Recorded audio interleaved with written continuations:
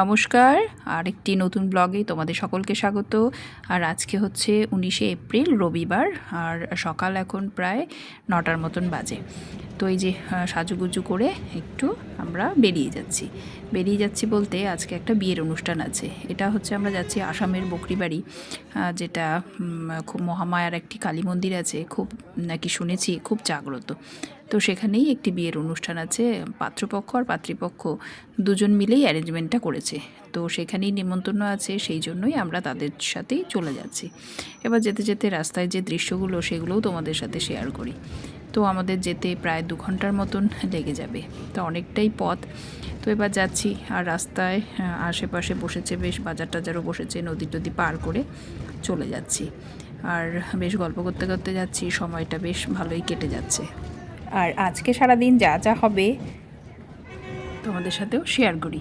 আর যেতে যেতে দেখো কত বাজার টাজার বসেছে রাস্তার মধ্যে। এই যে আমরা এখানে পৌঁছে গেছি, এখন প্রায় 12টা সোয়া 12টার মতন বেজে গেছে। এখানে আমাদের টিফিন দেওয়া হলো, আমরা টিফিন খেয়ে এবার সবাই বসেছি। এবার বেশ এখানে গল্প হচ্ছে আর সবাই একটু বিশ্রাম নিচ্ছে। তো এই যে সকলেই বেশ আমরা বসে আছি, আর বেশ গল্পও চলছে। আর এখানে সব থেকে বেশি পিক তোলা চলছে, সকলের সাথে সবাই মিলে বেশ পিক তোলা হলো। এরপর আমরা মন্দিরের উদ্দেশ্যে বেরিয়ে গেলাম। তো আমরা যাচ্ছি যেই ভবনটা ওখানে ছিল আর কি আমাদের জন্য, সেই ভবন থেকে বেশি দূর নয়, তো আমরা হাঁটা পথেই চলে এলাম। তো এই যে এবার মন্দিরে পুজো দেবো বলে একটু জিনিসপত্র কিনে নিচ্ছি। তো এবার আমরা সিঁড়ি দিয়ে ওপরে চলে যাব।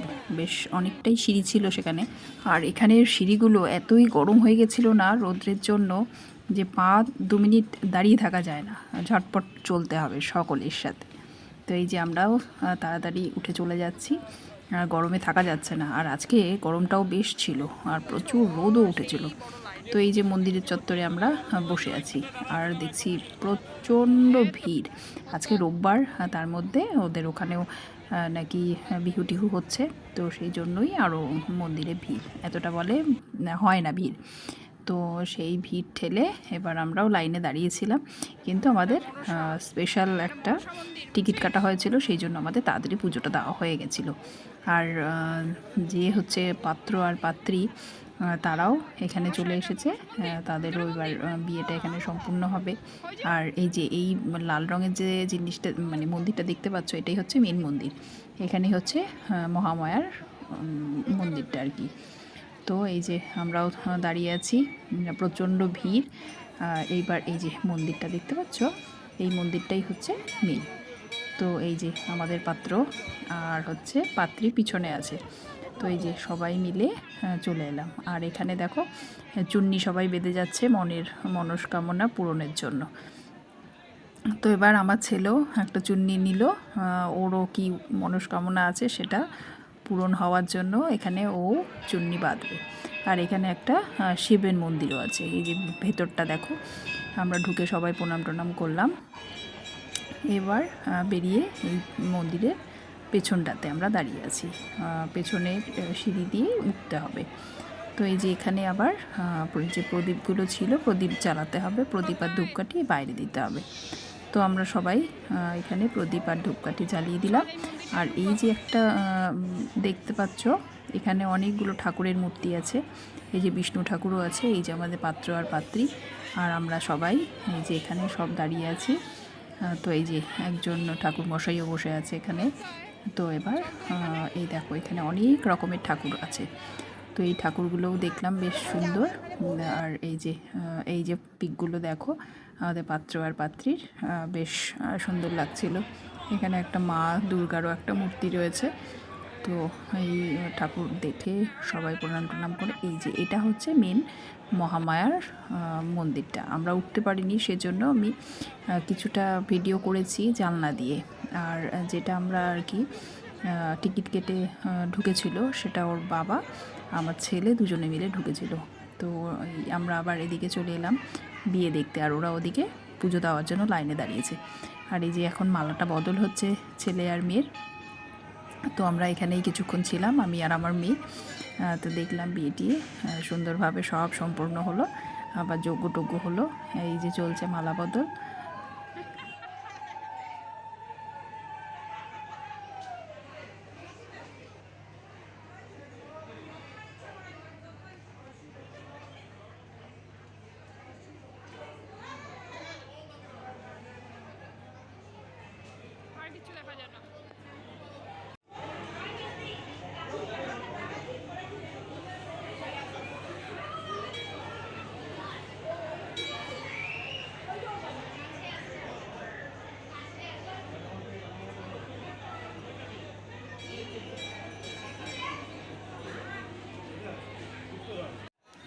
তো বিয়ে এখনও সম্পূর্ণ হয়নি, বিয়ে চলছে। আমরা আবার বেরিয়ে চলে এলাম। এদিকে ছেলে আর ওর বাবা আর পুজো দিয়ে বেরিয়ে চলে এলো।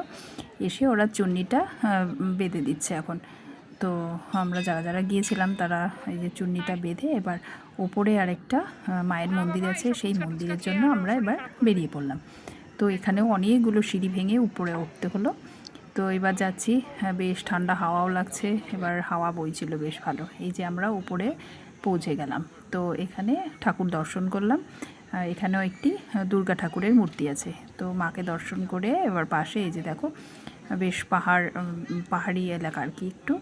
তো এখানেই আমরা বসে আছি, প্রচণ্ড গরমে একদম ঘেমে নিয়ে একাকার। তো এবার এখানে একটু রেস্ট নেব।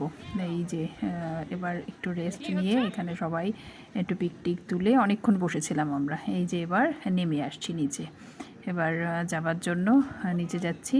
আর এই যে দোকানপাটগুলো পাশাপাশি বসে আছে বেশ। আর এবার এখানে শুনলাম এখানে একটু মেলা হচ্ছে, তো বিহুর জন্য মনে হয় বেশ, এই জন্য মেলার জন্যই আরও প্রচুর ভিড়। তো এই যে এটা হচ্ছে মনসা মন্দির, এখানে মা মনসার একটি মূর্তি আছে, এখানেও পুজো টুজো হচ্ছে। এই যে আমরা সবাই ভেতরে গিয়ে ঠাকুর প্রণাম করে এলাম। তো এই যে সবাই এবার দেখে থেকে আমরা বেরিয়ে যাচ্ছি। আর শুনেছি এই মায়ের মন্দির নাকি খুবই জাগ্রত, যা মনস্কামনা করা হয় সেটা নাকি পূর্ণ হয়। তো আমরাও আজকে আমাদের মনের ইচ্ছা জানিয়ে গেলাম, দেখা যাক কী হয়। যখন আমরা নেমে যাচ্ছি তখন দেখো আরেকটা বউ আর বর এসছে, তো আমরা তাদেরও দেখে নিলাম। আর যা আসার পথে দেখো কত বাদর, এখানে প্রচুর বাদর ছিল। বাদরগুলো অবশ্য কিছু করে না, এদিক ওদিক ছুটে বেড়াচ্ছে আর খেয়ে বেড়াচ্ছে। তো এই যে এবার আমরা ভবনে পৌঁছে গেলাম, এবার গিয়ে একটু রেস্ট নিচ্ছি। অনেকটা হেঁটে হেঁটে এসেছি আর খুব গরম লাগছে এখন। তারপর আমাদের খাওয়া দাওয়া শুরু হবে। খাওয়া দাওয়া শুরু হয়ে গেছে, আমরা একটু লেটে এসেছি। তো আমরা খাওয়া দাওয়ার পরে এই যে সবাই মিলে বসেছি এবার একটু গল্প করতে। বেশ সুন্দর হাওয়া দিচ্ছিল, পাশে একটা পুকুরের মতন আছে, পুকুরের যে হাওয়াটা বেশ ভালো লাগছিল, খুব ঠান্ডা হাওয়া দিচ্ছিল। তারপর ওখান থেকে এবার সন্ধ্যায় প্রায় হয়ে গেল 5:30টার দিকে আমরা রওনা দিলাম সবাই মিলে। আর আমাদের বাড়ি আস্তে আস্তে 8টা 8:30টার মতন হয়ে গেছিলো। তাহলে আজকে এখানেই শেষ করছি, আর একটি নতুন ব্লগ নিয়ে হাজির হয়ে যাব। তাহলে টাটা।